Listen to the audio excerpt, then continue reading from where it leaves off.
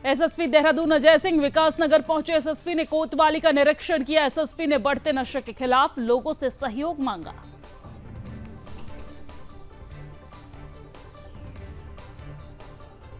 देहरादून के डीएम ने लगाया जनता दरबार। जनता दरबार में डीएम ने सुनी लोगों की समस्याएं। जनता दरबार में 130 से ज्यादा शिकायतें प्राप्त हुई।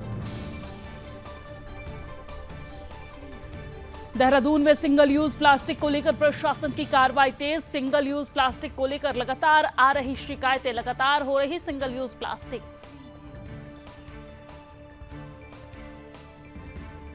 देहरादून में आपदा से बंद सड़कों को खोलने का काम जारी। अभी भी 60 सड़कों को दुरुस्त करने का काम जारी। मानसून सीजन के दौरान 3300 से अधिक मार्ग हुए थे बंद। देहरादून में वरिष्ठ पुलिस अधीक्षक ने थाने का किया वार्षिक निरीक्षण। नए कानून को लेकर पुलिस को दिए दिशा निर्देश।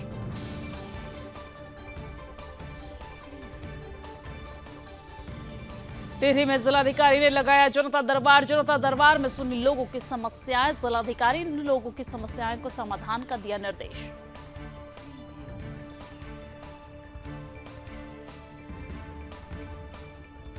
हल्द्वानी में कांग्रेस ने राज्य सरकार के खिलाफ निकाली जन आक्रोश रैली। कांग्रेस ने ये रैली निकालकर हजारों की संख्या में कार्यकर्ताओं उनके प्रदर्शन करते नजर आए।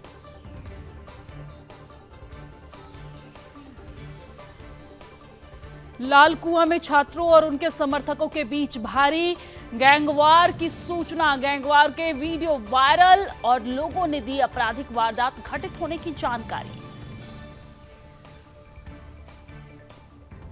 मसूरी में एमपीजी कॉलेज में अभिनंदन समारोह का हुआ आयोजन। नवनिर्वाचित पदाधिकारी के लिए रखा गया अभिनंदन समारोह। नेहा जोशी ने दीप प्रज्वलित कर कार्यक्रम का शुभारंभ किया।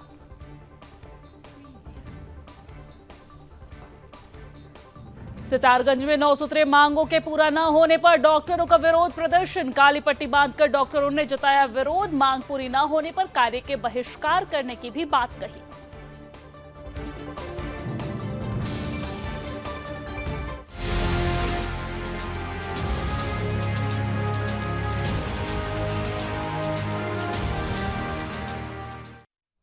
नमस्कार, सुदर्शन न्यूज पर अपना उत्तराखंड देख रहे हैं आप। मैं हूं आपके साथ दिव्या सिंह। बुलेटिन की शुरुआत बड़ी खबर के साथ करेंगे। बड़ी जानकारी आपको दे दें कि एसएसपी देहरादून अजय सिंह आज विकास नगर पहुंचे, जहां पर उन्होंने कोतवाली का औचक निरीक्षण कर कोतवाली और आसपास के थाना चौकी में लंबित आपराधिक मामलों के बारे में जानकारी हासिल कर संबंधित पुलिस कर्मियों को आवश्यक दिशा निर्देश दिए हैं। साथ ही इस दौरान एसएसपी देहरादून अजय सिंह ने एक पत्रकार वार्ता भी संबोधित किया और जहां पर उन्होंने पत्रकारों के सवाल पर कहा कि देहरादून पुलिस आपराधिक वारदातों के साथ होटल व स्पा सेंटर की आड़ में होने वाले अनैतिक देह व्यापार के खिलाफ लगातार अभियान चला रही है। साथ ही कहा है कि गेस्ट हाउस और रिसोर्ट के मामलों में प्रशासन के सहयोग से अभियान शुरू किया जाएगा। और साथ ही उन्होंने क्षेत्र में बढ़ते नशे और अतिक्रमण के खिलाफ स्थानीय लोगों को भी सहयोग करने को कहा है।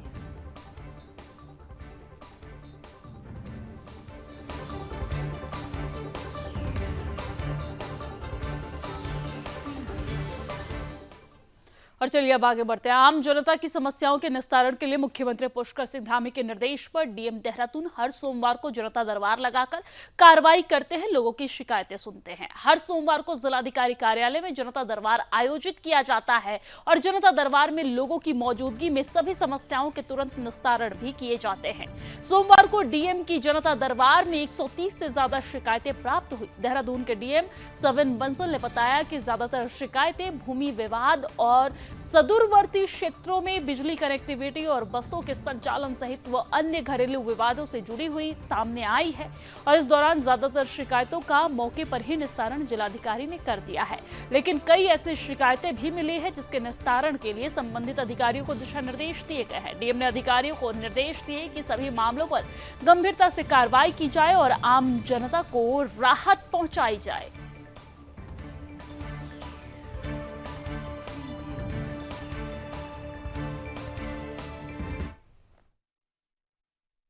लगभग 130 शिकायतें प्राप्त हुई थी, जिसमें से कोशिश की गई कि मौके पर अधिक से अधिक निस्तारण हो सके, इसीलिए सारे विभागीय अधिकारी यहाँ पे एकत्रित भी किए जाते हैं और जहाँ पे मौका मुआयना इमीडिएटली हो सकता है वहाँ पे तत्काल उनको रवानगी भी कर दी जाती है।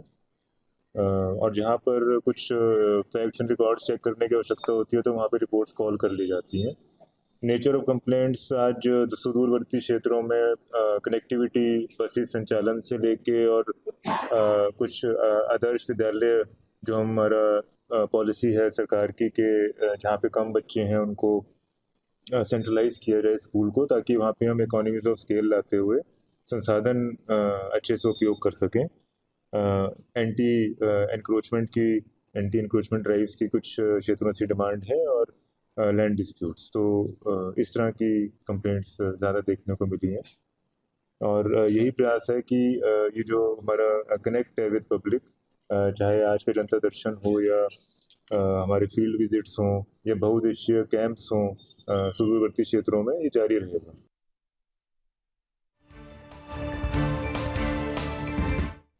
और चलिए अब आगे बढ़ते हैं। शहर में सिंगल यूज प्लास्टिक के इस्तेमाल को बंद करने और इसके इस्तेमाल से आ रही सारी शिकायतों को देखते हुए नगर निगम देहरादून ने इस पर कार्रवाई करनी शुरू कर दी है। इस मामले की जानकारी देते हुए नगर आयुक्त गौरव कुमार ने कहा है कि सिंगल यूज प्लास्टिक को लेकर जो अभियान चलाया गया है उसमें 1 लाख का चालान करने के साथ ही पॉलिथीन को भी जब्त किया गया है। उन्होंने ये भी बताया कि नगर निगम का स्वास्थ्य विभाग और सैनिटरी इंस्पेक्टर लगातार कार्रवाई को अंजाम दे रहे हैं।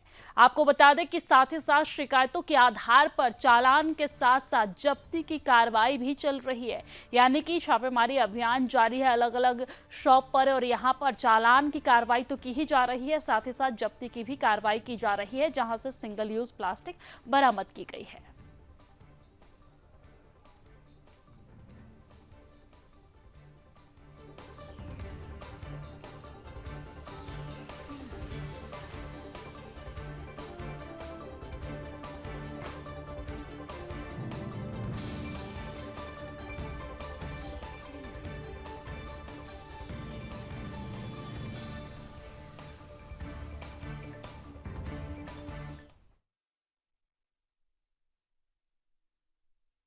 देखिए, इसमें यह अभियान लगातार सीपीसीबी के द्वारा जो गाइडलाइंस हैं उसके क्रम में चलाया जाता रहा है। इसमें कल भी 1 लाख रुपए के चालान किए गए हैं और पॉलीथीन जब्त की गई हैं। हमारा स्वास्थ्य विभाग और सैनिटरी इंस्पेक्टर लगातार शिकायतों के आधार पर और इसके अलावा रैंडम चेकिंग के आधार पर भी इसमें कार्रवाई कर रहे हैं। देखिए, इसमें निगम के स्तर से जो कार्रवाई की जाती है वो हमारे मेनली जो यहाँ पर हमारे रिटेलर्स के द्वारा पॉलीथीन यूज़ की जाती है, निगम क्षेत्र में कहीं स्टोरेज किया जाता है, उसमें कार्रवाई की जाती है। आजकल ऐसी टेंडेंसी भी देखने में आ रही है कि जो डिस्ट्रीब्यूटर हैं उनके द्वारा ग्रामीण क्षेत्रों में स्टोरेज प्रारंभ कर दी गई है, तो उसमें भी जो हमको सूचना प्राप्त होती है उसमें हम तक संबंधित अथॉरिटीज़ के साथ उसको शेयर करते हैं और वहाँ भी कार्रवाई करने का।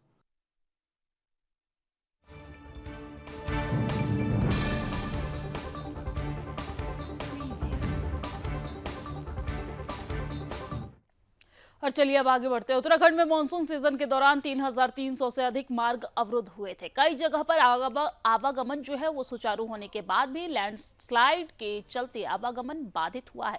प्रदेश में अभी भी 60 सड़कें ऐसी हैं जिनको दुरुस्त करने का काम लगातार जारी है। प्रदेश के आपदा प्रबंधन सचिव विनोद कुमार सुमन ने बताया है कि पिछले 2 दिनों में प्रदेश में बारिश न होने से काफी राहत मिली है। फिलहाल अवरुद्ध मार्गों को खोलने का काम लगातार चल रहा है और अलग अलग 3 दिनों के दौरान काफी संख्या में बंद सड़कों को खोदकर सुचारू कर दिया गया है, खोल दिया गया है। आपको यह भी जानकारी दे दें कि मुख्यमंत्री पुष्कर सिंह धामी के निर्देश पर आपदा प्रबंधन सचिव लगातार सभी जिले के प्रशासनिक अधिकारी और पीडब्ल्यूडी अभियंताओं के साथ वीडियो कॉन्फ्रेंसिंग के जरिए बंद सड़कों की समीक्षा भी कर रहे हैं।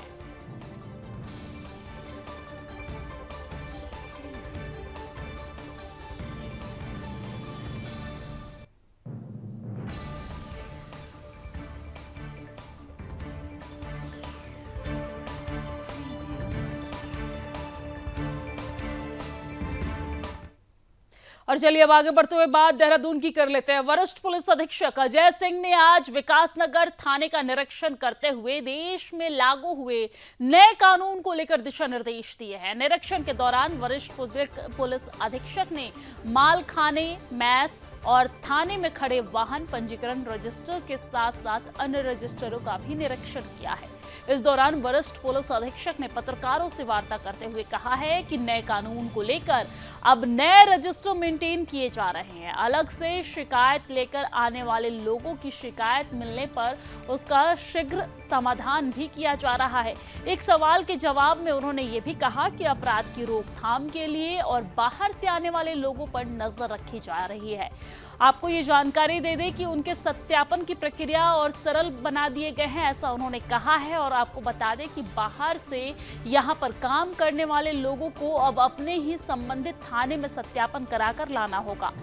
उसे इनकी वेरिफिकेशन की प्रक्रिया जो है वो सरल हो जाएगी। यानी कि अब बाहर से जो भी लोग उत्तराखंड में काम करने के लिए जाएंगे, सबसे पहले वो जहां से बिलोंग करते हैं वहां के नियरेस्ट थाने से या फिर उनका जो थाना क्षेत्र पड़ता है वहां से वो अपनी जो कागजात है वो अपना पूरी तरीके से वेरिफिकेशन करवा के फिर उत्तराखंड जा सकेंगे। और उत्तराखंड में जहां वो जाएंगे वहां के नजदीकी थाने में भी वेरिफिकेशन करवाएंगे। इससे प्रक्रिया जो है वो सरल हो जाएगी। आपको ये भी बता दें कि निरीक्षण से विकास नगर कोतवाली पुलिस ने वरिष्ठ अधीक्षक को सलामी दी है और निरीक्षण के दौरान पुलिस उपाधीक्षक भास्कर शाह, विकास नगर कोतवाली निरीक्षक राजेश शाह भी यहां पर मौजूद नजर आए।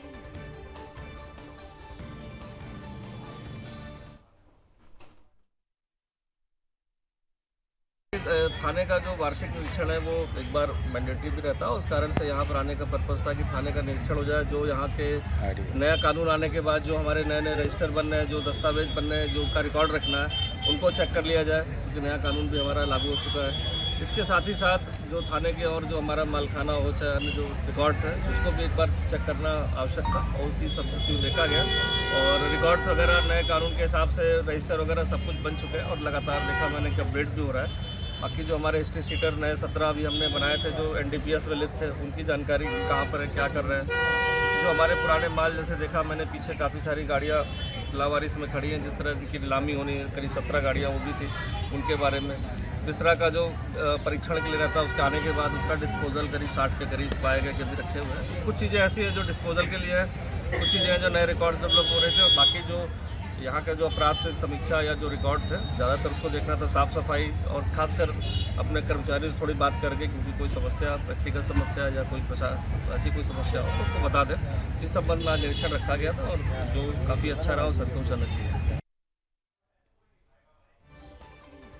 और चलिए अब आगे बढ़ते हैं। जिलाधिकारी मयूर दीक्षित ने जिलाधिकारी कार्यालय में जनता दरबार लगाकर लोगों की समस्याओं को सुना है। आपको जानकारी दे दें कि जिलाधिकारी मयूर दीक्षित ने जिला कार्यालय में अपनी समस्याओं को लेकर पहुंचे फरियादियों की समस्याओं को सुना और उनके समाधान के लिए अधिकारियों को निर्देशित भी किए हैं। जिलाधिकारी मयूर दीक्षित ने अधिकारियों को जरूरी दिशा निर्देश देते हुए कहा है कि जो भी व्यक्ति अपनी समस्या को लेकर अधिकारियों के पास आते हैं उनका तुरंत समाधान किया जाना चाहिए। साथ ही जो जनहित से जुड़ी समस्या है उस पर भी ध्यान दिया जाए। तो आपको जानकारी दे दें कि मुख्यमंत्री पुष्कर सिंह धामी के निर्देश पर उत्तराखंड के अलग अलग जिलों में जिलाधिकारी अपने कार्यालय में हर सोमवार को यहां पर जनता दरबार लगाते हैं और जनता दरबार में भारी संख्या में जनता जो है वो पहुंचती है अपनी शिकायतें लेकर। और इस दौरान तमाम जो अधिकारी होते हैं वो भी मौजूद होते हैं। जिलाधिकारी की कोशिश होती है कि सभी शिकायतों का मौके पर ही निस्तारण किया जाए, लेकिन जो शिकायत लंबित रह जाती है अधिकारी पदाधिकारी को निर्देशित किया जाता है कि जल्द से जल्द इन शिकायतों का भी समाधान हो ताकि जनता को राहत मिल सके।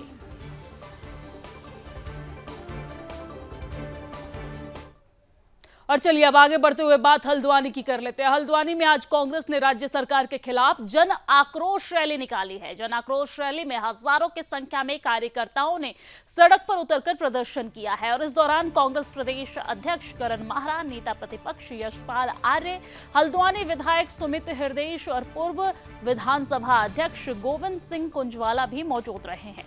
कांग्रेस कार्यकर्ताओं ने MB इंटर कॉलेज से DM कैंप कार्यालय तक जुलूस निकालकर सरकार के खिलाफ नारेबाजी की है। इस दौरान भारी संख्या में पुलिस बल की मौजूदगी रही है। आपको ये जानकारी दे दें कि कांग्रेस ने राज्य सरकार और जिला प्रशासन पर विपक्षी विधायकों की अनदेखी का आरोप लगाया है। नेता प्रतिपक्ष यशपाल आर्य ने कहा है कि प्रदेश में भ्रष्टाचार चरम सीमा पर है, कानून व्यवस्था पूरी तरीके से ध्वस्त हो गई है और सरकार का इस पर कोई ध्यान नहीं है। पुलिस ने डीएम कार्यालय से पहले ही बैरिकेडिंग लगाकर कांग्रेस कार्यकर्ताओं को रोका, जिस दौरान कांग्रेस कार्यकर्ताओं की पुलिस से तीखी नोक-झोंक भी देखने को मिली है, जिसके बाद नेता प्रतिपक्ष और कांग्रेस प्रदेश अध्यक्ष बैरिकेडिंग कूदकर जिलाधिकारी कार्यालय में ही धरना पर बैठ गए और इस दौरान कांग्रेस कार्यकर्ताओं ने जोरदार नारेबाजी और एसडीएम के माध्यम से राज्यपाल को ज्ञापन भी भेजा।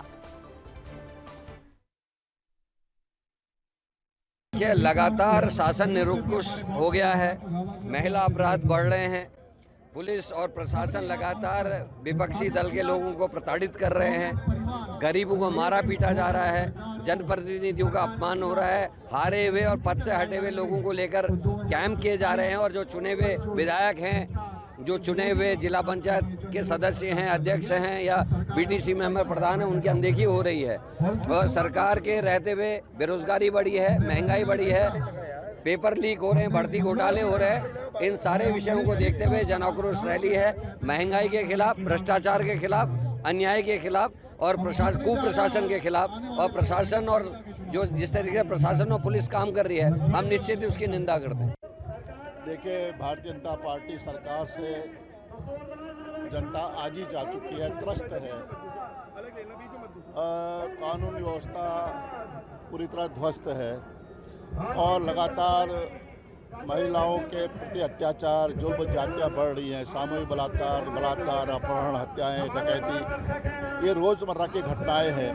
एक असुरक्षा का माहौल बन चुका है पूरे प्रदेश में और भ्रष्टाचार ने सारी सीमाएं लाग दी हैं और कहीं न कहीं सरकार के संरक्षण में अपराधी बेलगाम होकर, बेखौफ होकर यह कार्य कर रहे हैं।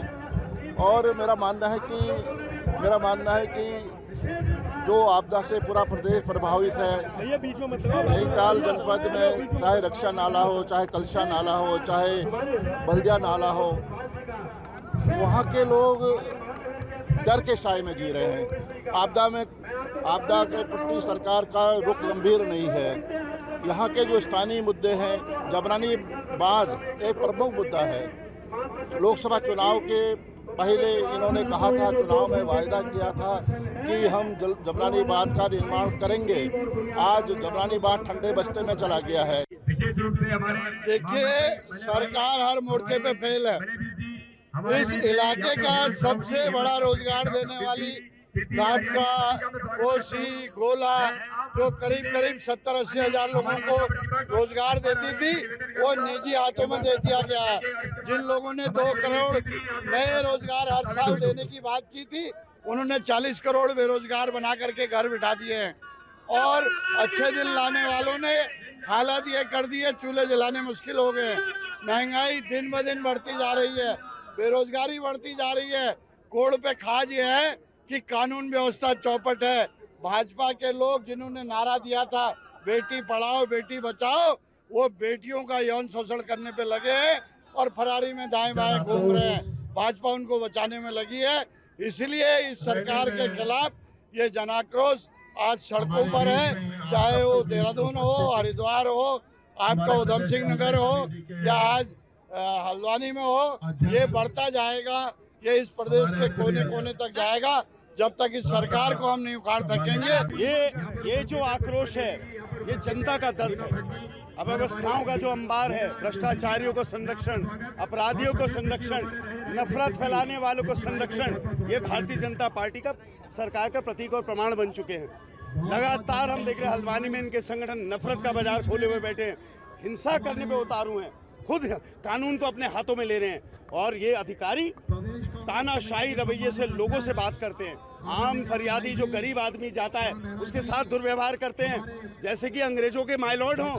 लेकिन इनको बताना चाहता हूँ, अंग्रेजों का शासनकाल भी कांग्रेस ने मुक्त कराया था इस देश से और आपके शासन को भी मुक्त कराने का काम कांग्रेस पार्टी करेगी। विशेष अधिकार हनन का विषय है, ये तो सदन में मैं लाऊंगा इस जिला प्रशासन के खिलाफ। अरे कौन सी गलत फहमी में हो, दिमाग ठीक भी करना आता है और सही रास्ता भी दिखाना आता है, दोनों करेंगे। और चलिए अब आगे बढ़ते हैं, बात लाल कुआं क्षेत्र की करते हैं, जहां पर लाल कुआं क्षेत्र अंतर्गत हल्दू चौड़ स्थित लाल बहादुर शास्त्री राजकीय महाविद्यालय में होने वाले छात्र संघ चुनाव में प्रचार कर रहे छात्र एवं उनके समर्थकों के बीच भारी गैंगवार की सूचना मिल रही है, जिसे लेकर सोशल मीडिया पर कई वीडियो भी वायरल हो रहे हैं, जिसमें सरेआम गुंडागर्दी एवं मारपीट की जा रही है। यहां तक कि हल्दू चौड़ पुलिस चौकी में पुलिस के सामने मारपीट की घटना सामने आ रही है। आपको जानकारी दे दें कि क्षेत्र के कई गणमान्य लोगों ने संभावना व्यक्त की है कि यदि उस मारपीट एवं गैंगवार करने वाले अराजक तत्वों के खिलाफ सख्त कार्रवाई नहीं की गई तो छात्र संघ चुनाव होने से पहले ही कोई गंभीर आपराधिक वारदात क्षेत्र में घटित हो सकती है, जिसे लेकर तरह तरह की चर्चाओं का जो बाजार है वो भी गर्म हो चुका है।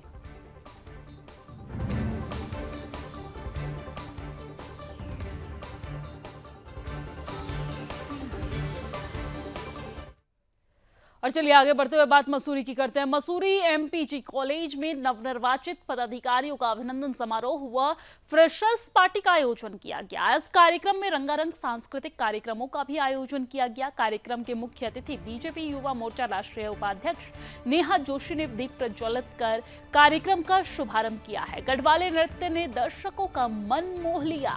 आपको जानकारी दे दें कि जौनसारी लोक गायक नरेश बादशाह जौनसारी के गीतों ने दर्शकों को मंत्रमुग्ध कर दिया है।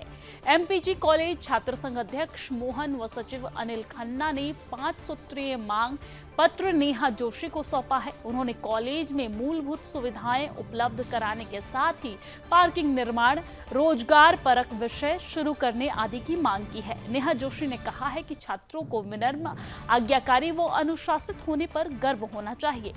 यह उम्र पूर्ण व्यक्तित्व के विकास के लिए सही है। उन्हें पढ़ाई में निरंतरता के साथ साथ अच्छा व्यवहार भी करना चाहिए।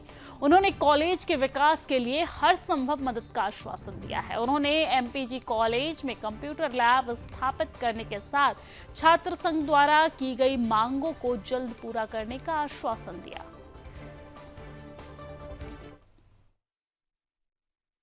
23-24 के छात्र संघ सम्मान समारोह और फ्रेशर पार्टी आज महाविद्यालय में की गई, जिसमें जौनसार के लोकप्रिय सिंगर नरेश बादशाह जी और जैसे हर साल होता है कॉलेज के कुछ स्टूडेंट अपनी कलाओं को दिखाने के लिए नृत्य एवं सांस्कृतिक अपना कला मंच में अपनी प्रस्तुति दिखाते हैं। और हमने जो हमारी आज मुख्य अतिथि थी नेहा जोशी, जो भारतीय युवा मोर्चा राष्ट्रीय उपाध्यक्ष है, जिसको हमने निम्न 5 बिंदु में मांगे थी। इसमें हमारी मुख्य जो बिंदु है प्रथम वो है कॉलेज का प्रांतीकरण, जिसके लिए हमने कई वर्षों से प्रयास कर रहे हैं। और दूसरी हमारी यह है कि कॉलेज के हॉस्टल भूमि कई वर्षों से खाली पड़ी है, जिसका अभी तक ना कोई मैप बना है ना कोई बाउंड्री हुई है। और तीसरी हमारी ये मांग है कि कॉलेज की जितनी भी बाहर में जितनी भूमि खाली पड़ी है वहाँ पर पार्किंग का निर्माण किया जाए, क्योंकि यहाँ पर हमें मसूरी का एकमात्र जो एक डिग्री कॉलेज है, इसकी एक बहुत पुरानी पहचान रही है। और आज जो एक फ्रेशर्स पार्टी के माध्यम से फिर से एक बार बच्चों के बीच में आकर और जो कॉलेज की जो नीड है, जो डिमांड है, उनको समझने का भी मौका मिला। और मुझे लगता है किसी भी सामाजिक कार्यकर्ता के लिए बहुत ज़रूरी होता है कि अलग अलग वर्गों के साथ और ख़ासकर छात्रों के साथ जुड़कर उनकी समस्याओं को समझना। तो आज कुछ मांगे छात्रों ने यहाँ पर मेरे सामने रखी हैं, जिनको मैं जो कॉम्पिटेंट अथॉरिटी हैं उन तक पहुँचाकर, और बहुत सिंपल सी मांगे हैं और मोस्टली इंफ्रास्ट्रक्चर संबंधित मांगे हैं। तो कोशिश हम करेंगे कि आने वाले समय में सरकार के माध्यम से और CSR के माध्यम से भी जो भी मसूरी एमपीजी कॉलेज में कुछ डिमांड्स हैं, जैसे कंप्यूटर लैब की यहाँ पर ज़रूरत है, कुछ इंफ्रास्ट्रक्चर यहाँ पर होना है, कुछ स्पोर्ट्स फैसिलिटीज़ को भी बनाने की यहाँ पर ज़रूरत है, ताकि छात्र बहुत ज़्यादा ज़मीन नहीं है पर एटलीस्ट इंडोर कुछ स्पोर्ट्स हैं जिनको प्रमोट किया जा सकता है। तो यहाँ के छात्र संघ के अधिकारियों से और यहाँ के प्रधानाचार्य जी से बात कर इस विषय में मेरा पूरा प्रयास रहेगा कि अगले साल जब दोबारा अगर यहाँ आने का मौका मिले तब तक ये डिमांड्स पूरी। हर उत्तराखंड से प्यार करने वाला हर उत्तराखंडी भू कानून का समर्थन करता है। और मुझे खुशी होती है जब थोड़े दिन पहले अभी माननीय पुष्कर सिंह धामी जी ने ये कहा भी कि अगले बजट सत्र में सरकार भू कानून लेकर आ रही है। और 2018 में जो कुछ बदलाव हुए थे उसका लाभ नहीं बल्कि नुकसान हमें उठाना पड़ा है। तो मुझे लगता है ये एक सरकार ऐसी है जो रिस्पॉन्सिव है, जो लोगों की सुनती है, और खासकर प्रदेश के युवाओं द्वारा, महिलाओं द्वारा जो ये डिमांड लगातार रखी जा रही थी भू कानून की, जब वो मुख्यमंत्री बने थे तभी भी उन्होंने कहा था कि वो भू कानून ज़रूर लेकर आएंगे, और एक भारतीय जनता पार्टी के कार्यकर्ता के रूप में मुझे बहुत अच्छा लगा और गर्व की अनुभूति हुई कि वो अपने वादे को निभाने वाले हैं और पूरा अच्छा होमवर्क करके एक मजबूत भू कानून हमारे बजट सत्र में आगे आएगा। और चलिए अब आगे बढ़ते हुए बात पौड़ी की कर लेते हैं। पौड़ी जिला विधिक सेवा प्राधिकरण के निर्देश पर 19 सितंबर से 2 अक्टूबर तक स्वच्छता ही सेवा कैंपेन के तहत जिला विधिक सेवा प्राधिकरण कार्यालय परिसर समेत तहसील से लेकर BSNL कार्यालय तक स्वच्छता अभियान चलाया जाएगा। सिविल जज सीनियर डिवीजन एवं सचिव जिला विधिक सेवा प्राधिकरण अकरम अली की मौजूदगी में चलाए गए स्वच्छता अभियान के जरिए आम जनता को अपने आसपास के क्षेत्र में साफ सफाई करते रहने के साथ ही स्वच्छता बनाए रखने के लिए प्रेरित किया गया। सचिव जिला विधिक सेवा प्राधिकरण अकरम अली ने बताया कि आगामी 2 अक्टूबर तक चलने वाले स्वच्छता कार्यक्रमों के तहत जनपद के कई स्थानों पर स्वच्छता को लेकर अभियान चलाए जा रहे हैं, जिसको लेकर सरकारी विभाग और स्कूली छात्र छात्राओं का भी सहयोग मिल रहा है और उनसे भी सहयोग यहां पर कार्यक्रम के दौरान लिया जा रहा है। उन्होंने आगे ये भी बताया कि 2 अक्टूबर को जनपद के सभी न्यायालयों में स्वच्छता जागरूकता रैली का आयोजन किया जाएगा, जिसमें न्यायिक अधिकारियों के साथ साथ कर्मचारियों की भी मौजूदगी रहेगी। उन्होंने लोगों से स्वच्छता जागरूकता रैली में प्रतिभाग करने की भी इस दौरान अपील की।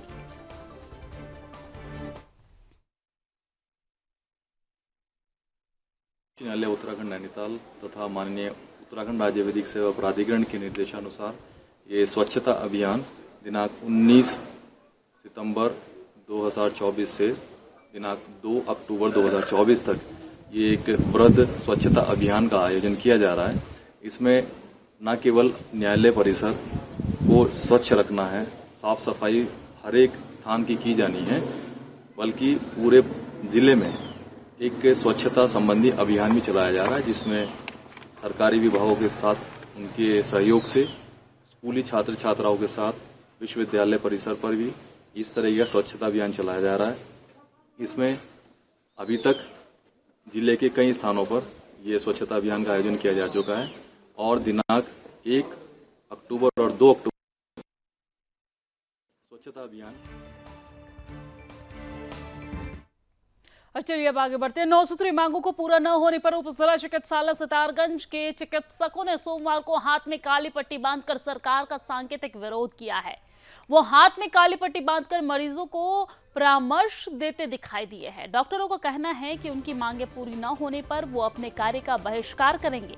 उन्होंने आगे ये भी कहा कि सरकार उनकी मांगों का निराकरण नहीं कर रही है। दरअसल डॉक्टरों ने बताया कि उन्हें समय से SD/SP का लाभ देने, 50% दुर्गम भत्ता देने, राजकीय कार्यों को संपादित कर रहे डॉक्टरों को वाहन भत्ता, डॉक्टरों की सुरक्षा के लिए समुचित उपाय, PG करने और साथ ही साथ डॉक्टरों को पूरा वेतन देने, सुगम किए गए क्षेत्र को दोबारा दुर्गम क्षेत्र घोषित करने सहित 9 मांगों को लेकर उन्होंने सरकार के समक्ष अपनी ये मांगे रखी है। और इसी के साथ अपना उत्तराखंड की खबरों में फिलहाल इतना ही, लेकिन देश और दुनिया की तमाम खबरों के लिए आप देखते रहिए सुदर्शन न्यूज। जय हिंद।